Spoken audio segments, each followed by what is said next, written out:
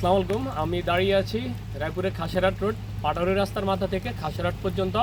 আজকে যা দেখলাম সরজমিনে, বেশিরভাগ রাস্তায় এখানে প্রায় 70% রাস্তা খানাখন্দে ভরপুর। এবং এখানে রায়পুরের যে লক্ষ্মীপুর জেলার সবচেয়ে বড় সুনামধন্য প্রতিষ্ঠান principal Kazi Faruqui school and college এই রাস্তায় অবস্থিত। এই রাস্তায় প্রতিদিন শত শত গাড়ি চলাচল করে, তার মধ্যে অন্যতম প্রিন্সিপাল কাজী ফারুকীর স্কুল বাসগুলা। এখানে প্রায় প্রতিদিন কোনো না কোনো দুর্ঘটনার শিকার হতে হয় যেখানে।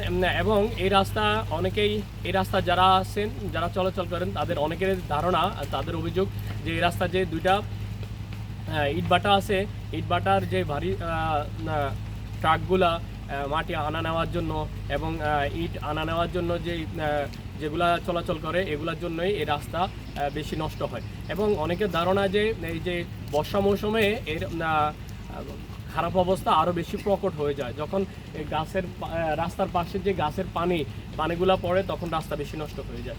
তো আমরা সংশ্লিষ্ট কর্তৃপক্ষের নিকট জোর দাবি জানাচ্ছি, দ্রুতই রাস্তাটা যেন সংস্কার করা হয়, আর না হয় নতুন করে যেন কাজ করে দেওয়া হয়। তাহলে যে এই রাস্তা শত শত মানুষ, হাজার হাজার মানুষ প্রতিদিন চলাচল করে, তাদের জন্য ভালো হবে, জনদুর্ভোগ কমবে।